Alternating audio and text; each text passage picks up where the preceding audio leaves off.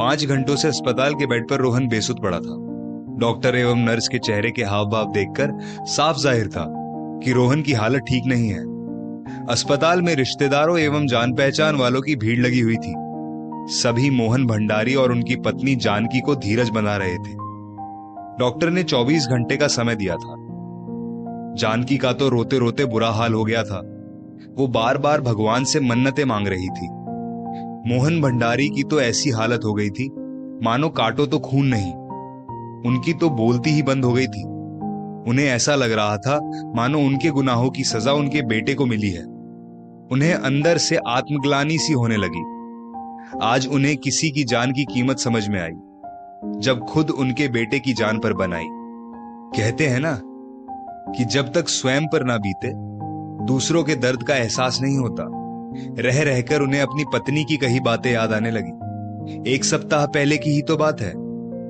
वो जैसे ही घर में दाखिल हुए, जानकी सुबह का अखबार दिखाते हुए गुस्से में कांपते हुए बोली, आपके द्वारा बनाई गई सड़क पर कल फिर एक मासूम की जान चली गई और पता नहीं कितनी जानें और जाना बाकी है।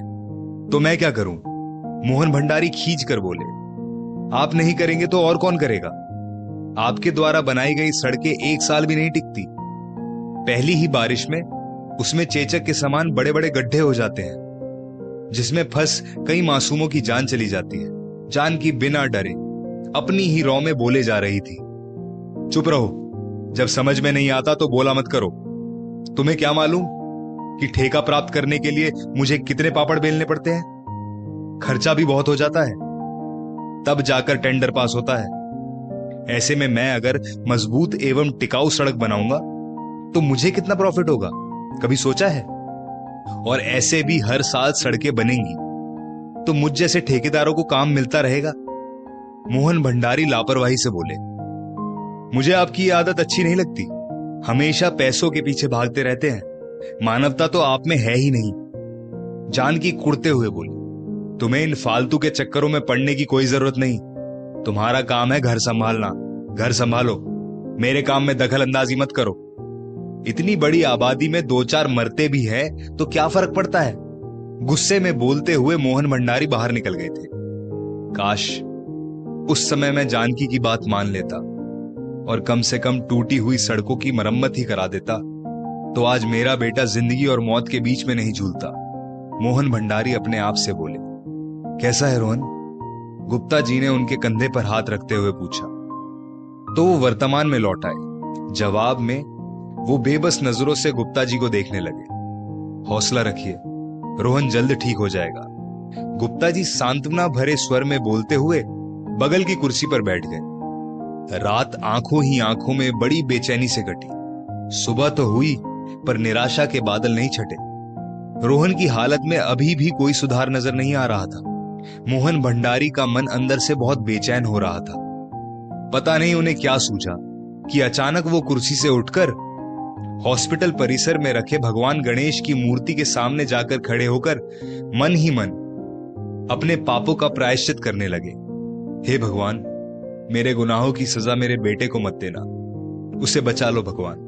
मैं वादा करता हूं कि अब से जो भी काम करूंगा पूरी ईमानदारी एवं निष्ठा से करूंगा। प्रायश्चित करने के बाद उनका मन थोड़ा हल्का हो गया था। वो आकर पुनः कुर्सी पर बैठ गए। 10 मिनट के अंदर ही डॉक्टर ने आकर बताया कि रोहन अब खतरे से बाहर है, उसे होश आ गया है। सभी के मुरझाए हुए चेहरे एकाएक खिल उठे। सभी एक साथ रोहन को देखने के लिए दौड़ पड़े। डॉक्टर ने सबको बारी बारी से मिलने की हिदायत दी। अपने बेटे को एक नजर देखकर मोहन भंडारी अस्पताल से बाहर निकल गए। जानकी से भी उन्होंने कुछ नहीं कहा। थोड़ी देर पहले पसरा मातम अब खुशियों में बदल चुका था। नाते रिश्तेदार बुके एवं मिठाइयां लेकर हॉस्पिटल पहुंच रहे थे। जानकी की तो खुशी का कोई ठिकाना ही नहीं था। अरे भाई, मोहन भाई साहब कहाँ हैं?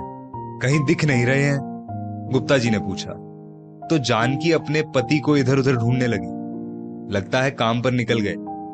इन्हें तो हमेशा काम की ही पड़ी रहती है, ये नहीं सुधरेंगे, सोचते हुए जानकी ने अपने पति को फोन लगाया, पर उनका मोबाइल बंद आ रहा था। तब उसने उनके असिस्टेंट तिवारी जी को फोन लगाया तो तिवारी जी ने बताया कि साहब तो सड़क की मरम्मत करवा रहे हैं। बोल रहे थे कि भगवान ने मेरे बेटे की जान बख्श दी है। मुझे एहसास हो चुका है कि अपनों से बिछड़ने का दर्द क्या होता है। अब मैं नहीं चाहता कि मेरी बेईमानी और लापरवाही का खामियाजा कोई और भुगते। सच, जानकी की आंखें नम हो गई।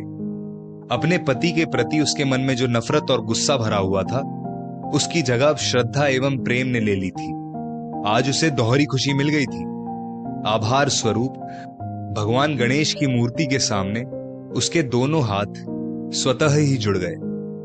दोस्तों, इस स्टोरी को लेकर आपकी क्या राय है, नीचे कमेंट सेक्शन में लिखकर हमें जरूर बताएं। स्टोरी पसंद आई हो तो लाइक शेयर जरूर करें। मिलते हैं एक और बेहतरीन कहानी के साथ जल्द ही।